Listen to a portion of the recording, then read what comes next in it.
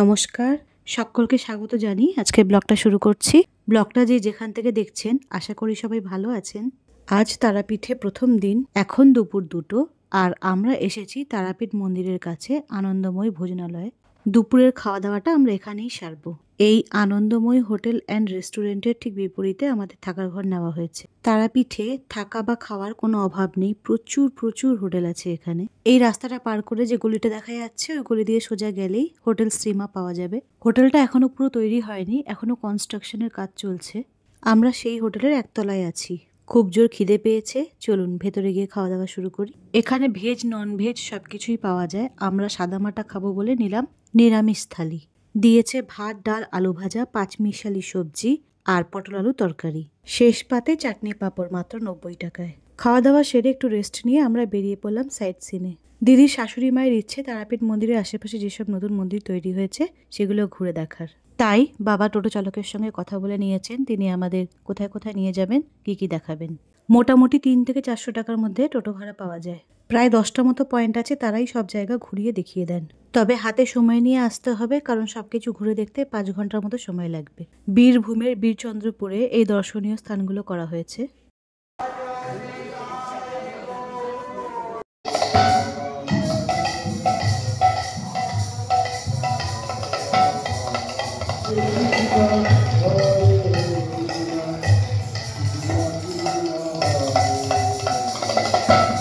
বাঁকারায়ের মন্দির দর্শন করে আমরা এখন এলাম বীরচন্দ্রপুরের জগন্নাথ মন্দিরে।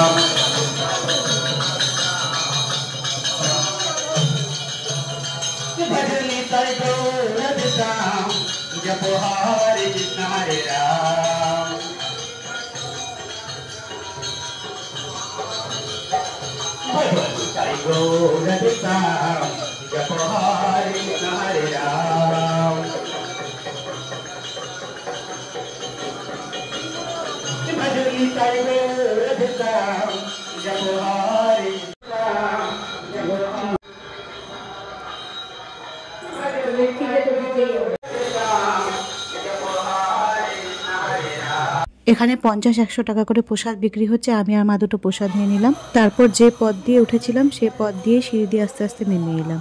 মন্দিরের ভেতরে খুব সুন্দর জগন্নাথ দেবের মূর্তি রাখা আছে, আর বাইরে ছোট্ট মেলা মতো বসেছে। এই জায়গাটা বেশ ছোট্ট খাট্ট একটা পুরী মতো লাগছে। যারা কখনো পুরী যায়নি তারা এখানে এলে পুরীর অনুভূতিটা পাবে। এবার আমরা এলাম বীরভূম জেলার বীরচন্দ্রপুরের ইস্কন মন্দিরে।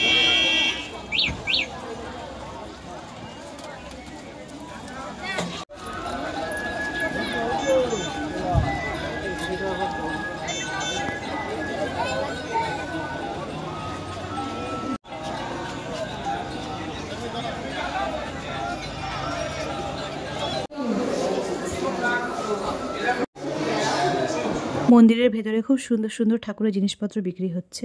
তার মধ্যে নানা ধরনের ধূপ দেখে আমার মনে ইচ্ছে হলো দুটো ধূপ আমি আমার বাড়ির জন্য নিয়ে যাই। এই যে আমি এখান থেকে এই ধূপটা নিয়েছি, ফ্রেঞ্চ ল্যাভেন্ডার। দারুণ সুন্দর গন্ধ এই ধূপের। এইরকম দুটো নিয়েছি 90 টাকা করে।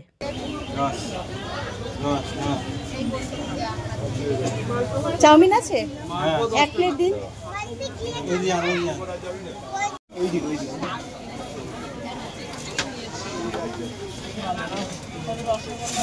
মন্দিরে ঢোকার সময় দেখেছিলাম মন্দিরের বাইরে চাউমিন বিক্রি হচ্ছে। এটা নিরামিষ চাউমিন, নর্মাল চাউমিন থেকে অন্যরকম দেখতে, আর বানিয়েছেও খুব সুন্দর। দিদি ছোট মেয়ে অগি চাউমিন খেতে ভীষণ ভালোবাসে, তাই অগির জন্য নিয়ে নিলাম 1 প্লেট চাউমিন। 1 প্লেট চাউমিনের দাম পড়লো 30 টাকা।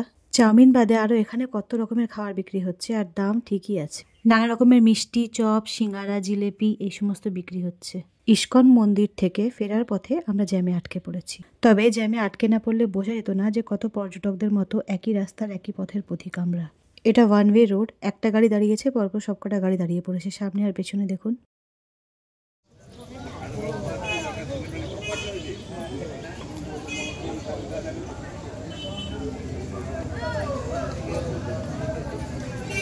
এটা বীরভূমের বীরচন্দ্রপুরের গৌড়ীয় মঠ।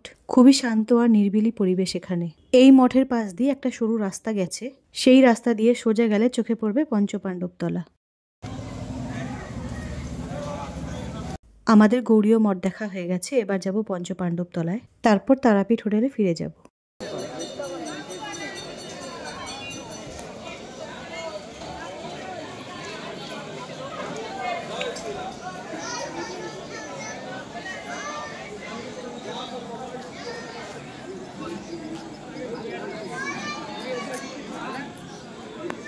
হ্যাঁ চলো। হ্যাঁ দাদাই পঞ্চপাণ্ডব দেখবা? হ্যাঁ ওই তো। এখন সন্ধ্যে 7টা, আমরা ফিরে এলাম আমাদের হোটেল শ্রীমাতে। এই রুমের ভাড়া পড়েছে 400 করে। আমরা মোট 3টে রুম নিয়েছি। এখানে আমি আর ছেলে থাকছি। আমার আর দিদির সেম রুম, শুধু বাবার রুমটা একটু বড়। এখন স্নান সেরে আমরা যাব তারাপীঠ মন্দিরে তারা মায়ের দর্শন করতে।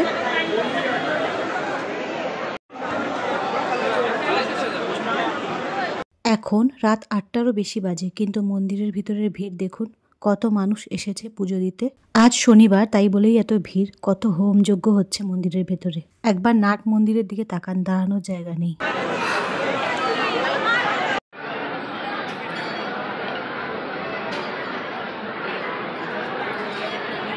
চলুন, ব্লগটা তাহলে এখানেই শেষ করছি। ভিডিওটা ভালো লাগলে একটা লাইক করবেন, চ্যানেলটাকে সাবস্ক্রাইব করবেন। অনেক অনেক ভালো থাকবেন। নমস্কার।